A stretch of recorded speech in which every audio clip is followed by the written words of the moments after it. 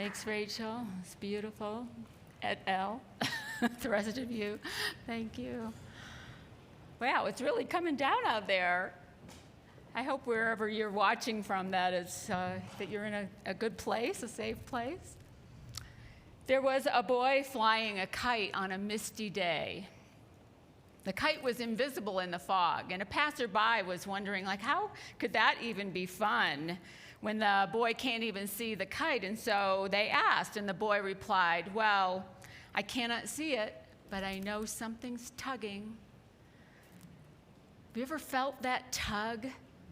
Maybe you can't see what's going on, or you can't see the full vision of what you want for your life, but you feel that pull. You feel that tug. You feel that gentle nudge. And you'll do anything to keep feeling that. But sometimes all we see is the fog. It can feel like the odds are stacked against us. Howard Carter is an archaeologist. If you checked out my sneak peek this week, I talked about Howard Carter, who for many years worked in the deserts of Egypt trying to uncover something that a lot of people didn't think exists, the tomb of King Tut. He had a sponsor who was funding this expedition, and after many years, and then after the last 5 where practically nothing was found, his sponsor decided he was going to cut the funding. And Howard convinced him, just one more season, let me do it. He felt that tug.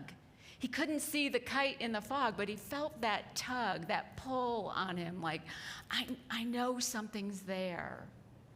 And in his final season, a water boy actually spilled some water on a step which ended up being the top of a staircase that led down to the tomb of King Tut. That treasure was deep within there. That treasure filled with the most intact mummy they've ever discovered. It's 3,000 years old. Howard had to be steadfast. He had to have that inner strength. When he couldn't see that he was going to have any results for his labors, he had to be steadfast. I share that with you because we're working with, today is the first day of our 4-week series on Daughters of Destiny, YouTube documentary series. And in the series, one of the girls at the school, it's a school in India, where children who come from families of extreme poverty are being educated. They're given an opportunity to be educated, something that wouldn't normally happen in their lives if not for this school, Shanti Bhavan. And one of the girls is giving a speech to the rest of the student body, and she says, steadfastness. Steadfastness is commit to something no matter how long it takes. It's what these girls, what these children, it's not just girls, it's boys and girls, have to do. They have to commit to something no matter how long it takes. Shanti Bhavan is a school that was built in 1997, opened in 1997, by a man who was Indian, moved to America in the 60s to have an operation, ended up staying, getting educated there, working for banks, working for different companies, built his own software company, sold it to a Fortune 500 company, and made a lot of money. And decided that before he turned 50, he was 49 years old, and before he turned 50, he wanted to do what he really wanted to do. And that was go back to India and help alleviate poverty. And so he decided he was going to build a school, and all the students were going to come from the lowest caste, people who lived in extreme poverty. They're called the Dalits. They're also called the untouchables. They live on less than $2 a day. Most of them come from single parents, mostly moms.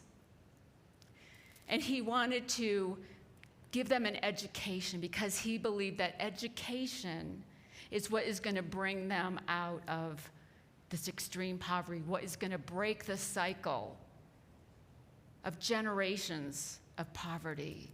These people live with, a lot of them without electricity.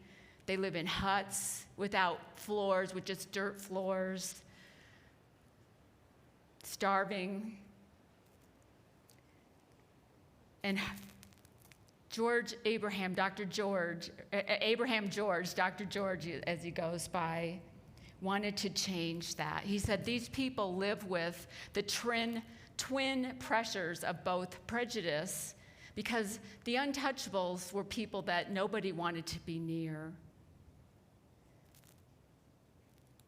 They lived with prejudice and poverty, and that's a really difficult cycle to break out of.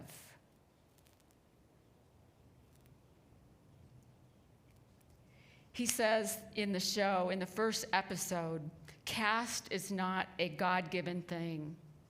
It's man's creation to oppress others.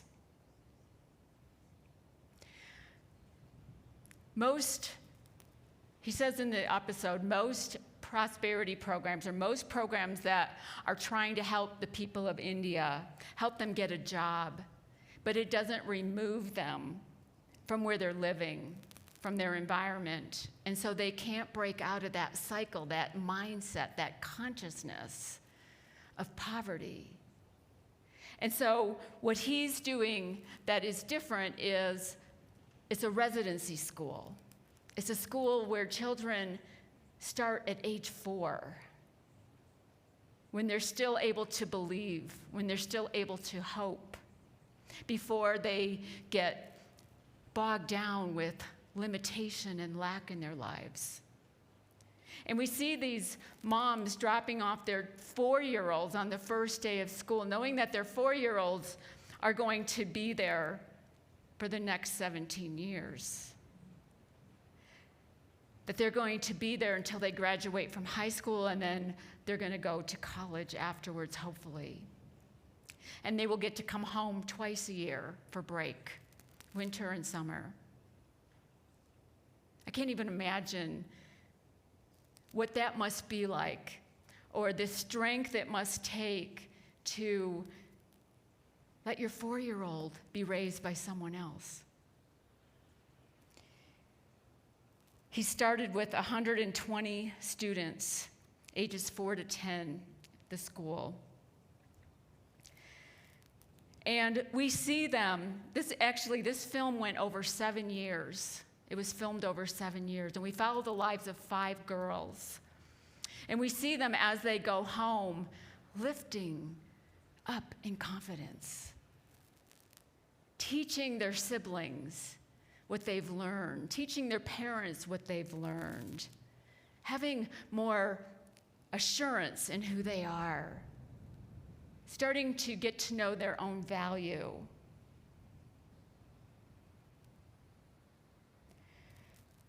When Dr. George started this project, his wife said, once you start a project like this, you can't stop midway.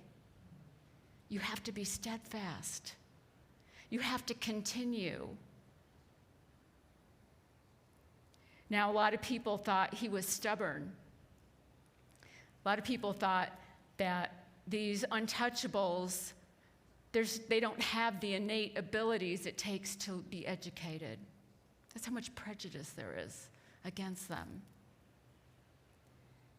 You know, there's a fine line between being steadfast and being stubborn. Being steadfast is an inner quality of spirit. It's our inner strength. It's our power of strength. Being able to stick to something, being able to hold a vision and see it fulfilled, no matter how long it takes, being committed, being patient, staying the course. Whereas being stubborn is not seeing beyond our own views, holding on to our own opinions, even after they've long stopped serving us. The steadfast person is open and focused and can be flexible in its methods with the eye on the vision, with their eye on what they want to manifest in life. You know, the Bible uses, the word steadfast is used 195 times in the Bible.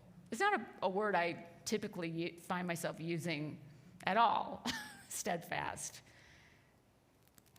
But it is, in the Bible, it talks a lot about steadfast love, the steadfast love of God, the steadfast love that we need to have for ourselves, that we need to have for Spirit, that we need to have for each other, that steadfast, unwavering love that is persistent and patient. In the episode of Daughters of Destiny, they talk about the story of the tortoise and the hare. Think about the tortoise who is just moving forward, just keeps going no matter what. Knowing that good will come, knowing that we'll get to the finish line. Mark Nepo says, steadfastness brings us closer to life, while stubbornness isolates us, which makes sense if we're only willing to look at our own perspective and our own views. So the series focuses on 5 girls. Why girls? Why not boys? It's a co-ed school. They take equal number of boys and girls. They take only one per family, one child per family, because the hope is that these children will then help their families get out of poverty once they graduate from college and get a good job. So why girls? Well, India is one of the worst countries in the world for girls and women to live. There are no laws to protect them against sexual harassment or sexual abuse. They are often married when they're quite young. Not uncommon in the lower caste to be married off when they're 10, 12, 13 years old. And they're treated very poorly by the families that they're married into. I've been reading a book called The Moment of Lift by Melinda Gates, Bill Gates' wife.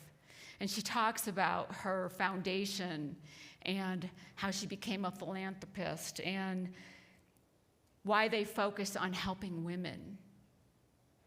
And she talks about how when you lift women up, you lift up the whole community. And in Moment of Lift, she says this: in societies of deep poverty, women are pushed to the margins. Women are outsiders. That's not a coincidence. When any community pushes any group out, especially its women, it's creating a crisis that can only be reversed by bringing the outsiders back in. So by focusing on the girls in this series, they're trying to bring the outsiders back in, trying to show that girls have value. And the girls are lifted up. It's interesting to follow them for 7 years of their lives. Some of them, we see them after they've graduated from college and what their jobs are.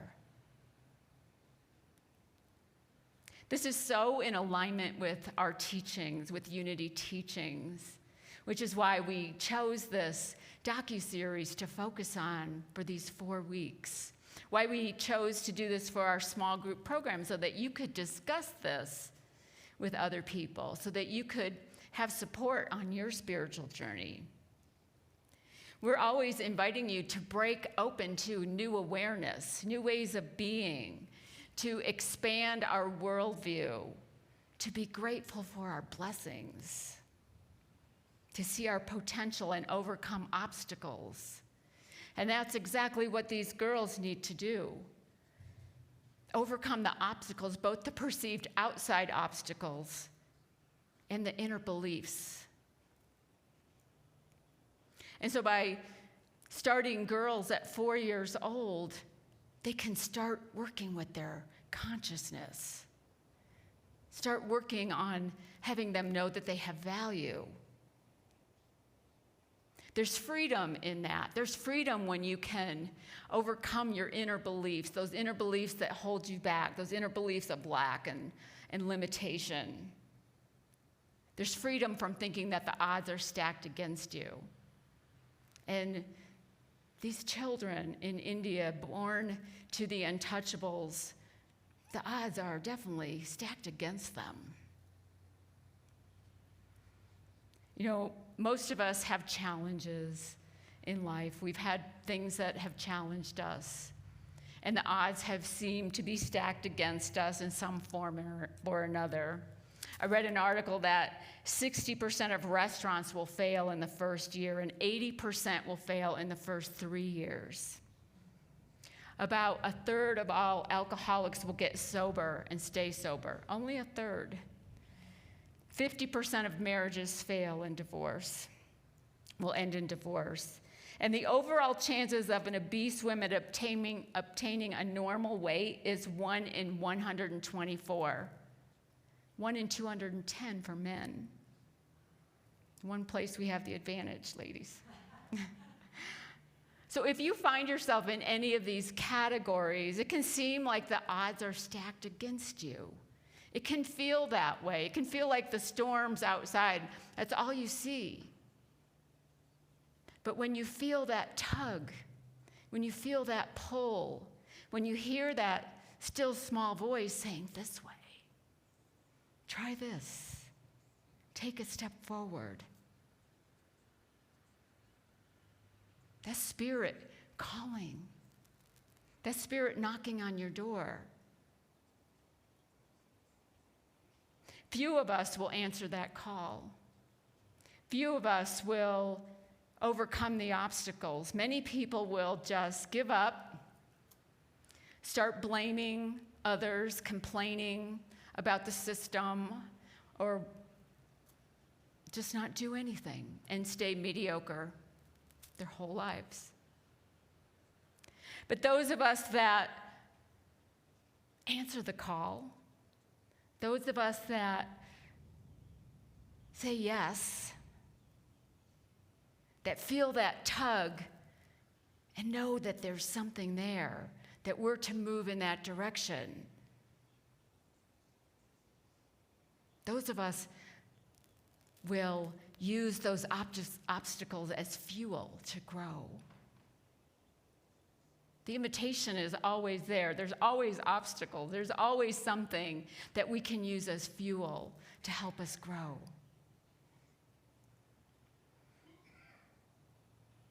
Most of us watching today, this morning, don't live in situations such as the Dalits in India.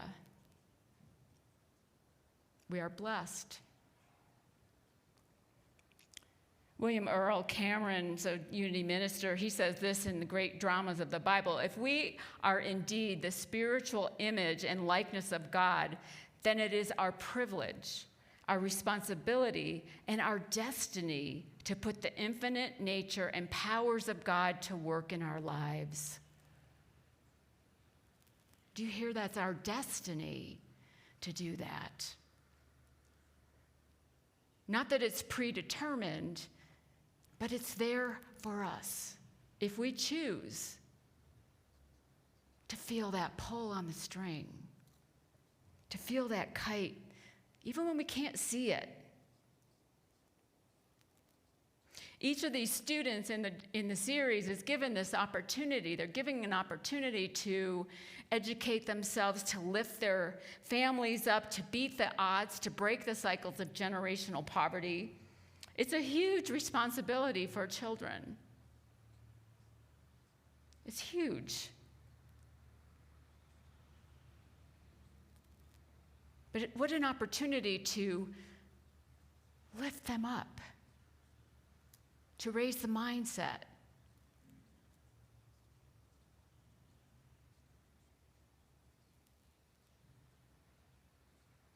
Give them a chance to dream. Lift up thine eyes, it says in the Bible many times. Lift up your eyes. Start seeing things differently. Start seeing the bigger picture. Raise yourself up to new awareness. Lift your perception. Don't be bogged down in the land of limitation. That is spirit. When we have this calling, when we feel this tug, and we can't see the kite, is spirit wanting to express more life through us, as us. Those dreams that we have, those are spirit calling us, wanting to bring those dreams forth into manifestation, into the world. This series to me is moving and inspiring and sad as you watch how they live. I know I found myself crying quite a bit during each of the episodes, just feeling so blessed to live in this country with all its challenges. One of the girls in the show talks about how she was angry. Why was I born in India? Why was I born into this? It's one of the mysteries of life we don't know. Why were we born here?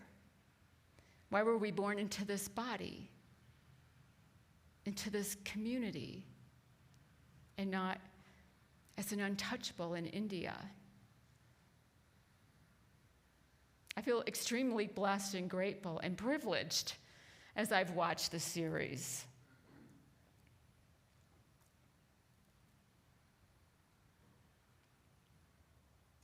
I believe that unity teaches that all of us are born with the same amount of potential, that we all have potential far greater than we're aware of.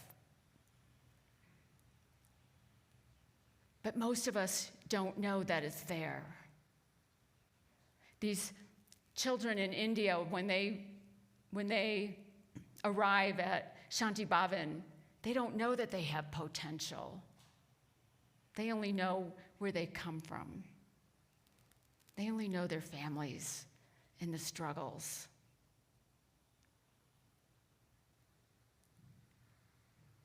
And yes, we're born equally. We're born with equal potential, but you have to be aware of it.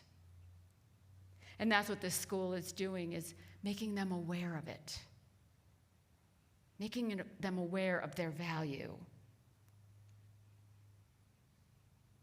It requires us to be steadfast, to overcome obstacles,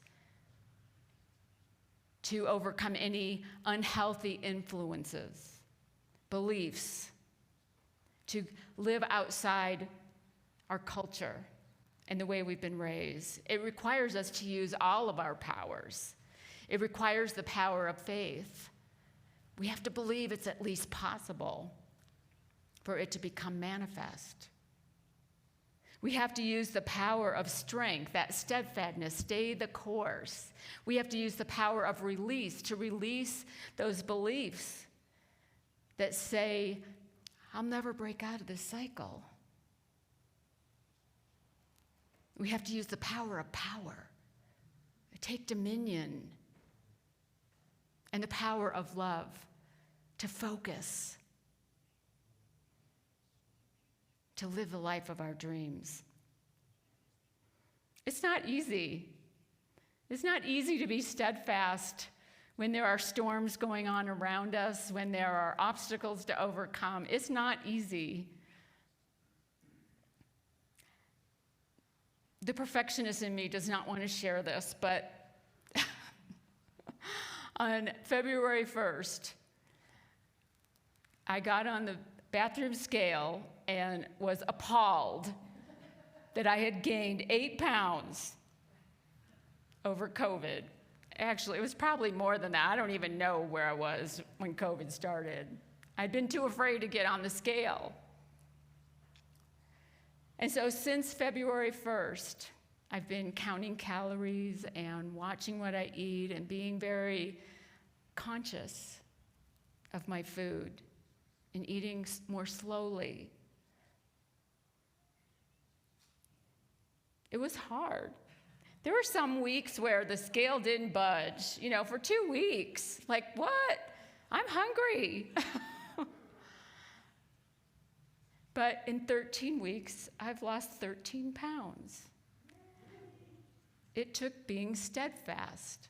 It took staying focused on the ultimate goal, which is feeling better about myself, feeling better about my body, fitting better into my clothes. We all have things that we need to overcome, that we could use a little steadfastness to overcome. And I know it's not easy.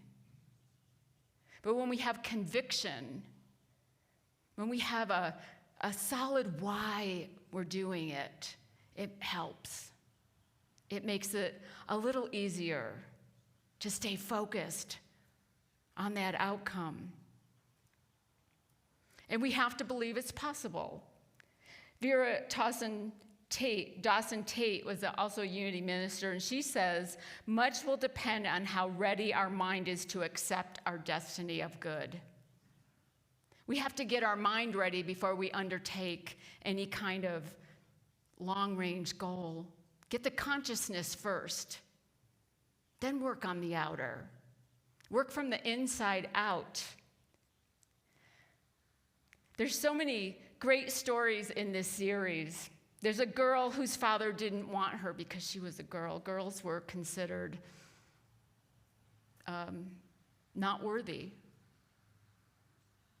They didn't want to educate them because they were nothing. They weren't valued. They were sold off. But he's the one, something in him, some little tug of that kite was in him. He's the one that sent his daughter to the school, not the mom who didn't want her to go. It contradicted everything that he was as a person. There's a mother who doesn't want her daughter to suffer as she does. She saw this vision. She had this vision. Get her daughter educated. Lift her up. What brings these things out in us when we're so knocked down? When you're an untouchable, it can be nothing but spirit. That longing, that tug, that something in you that says, there's better than this. I want better for my children than I had. One girl is really pressured every time she goes home to quit school and marry her uncle, as if that's a good alternative. And one girl at the beginning is reflecting back on her time at Shanti Bhavan and says she is unrecognizable from the person that she was and that person that she might have become if not for the school. She used to think when she went home for school break, this is where I belong. I belong in this kind of environment. I don't belong in a school where I have a bed, where I have food, where I have people who love me. I belong in this environment. But over her years in the school, she learned that. She says, I came to realize that you belong where you put yourself. You belong to yourself.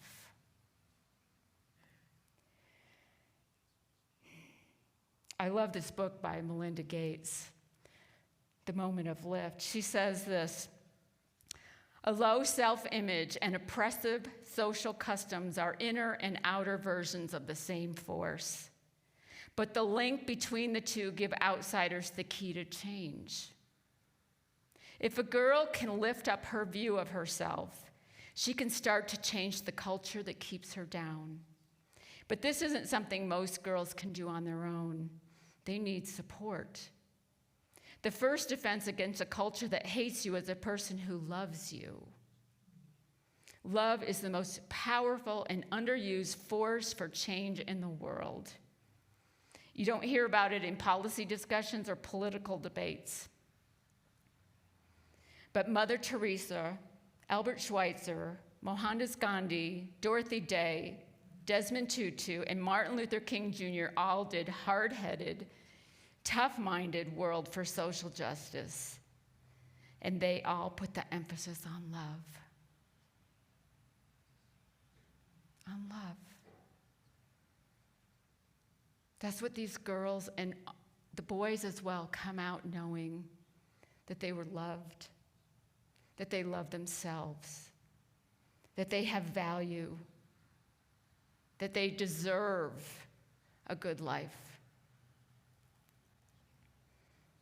So the question to you is, do you think the odds are stacked against you?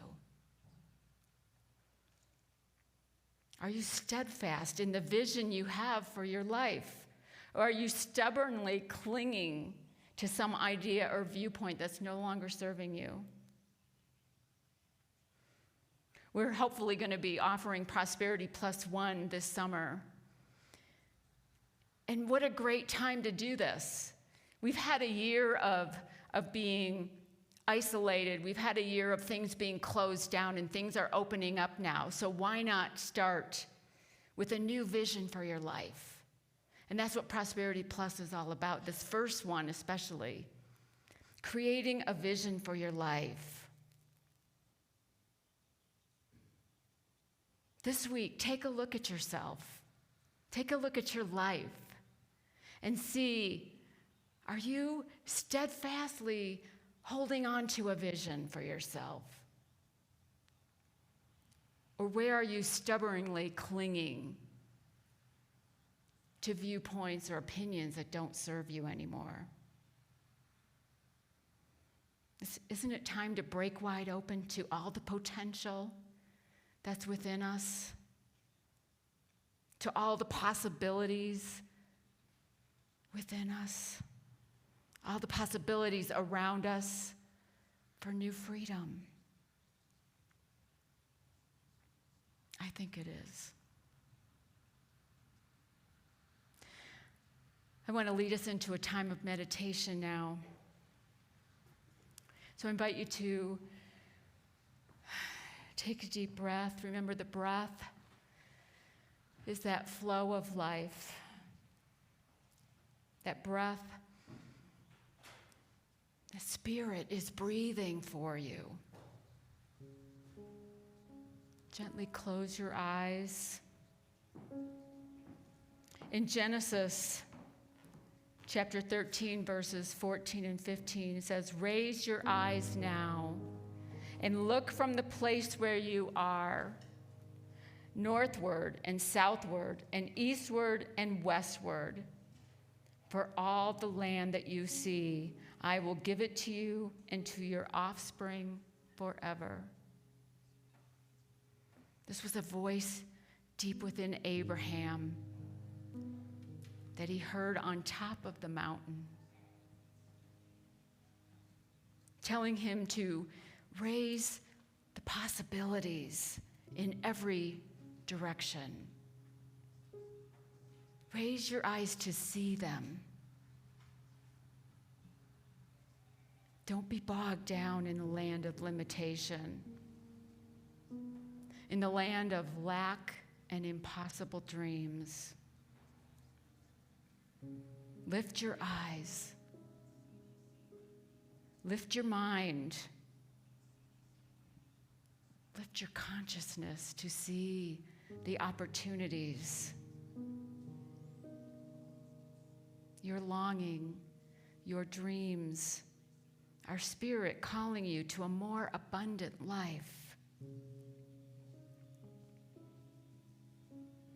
From Eric Butterworth in Abundant Living, dare to dream and to see your dream as real and true. Dare to see yourself as successful, as healthy, as living a life of love and fulfillment.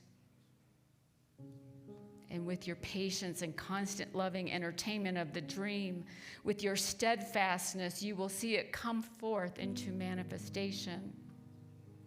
It is not a miracle of becoming something you are not, but the awakening to the vision of what you have always been.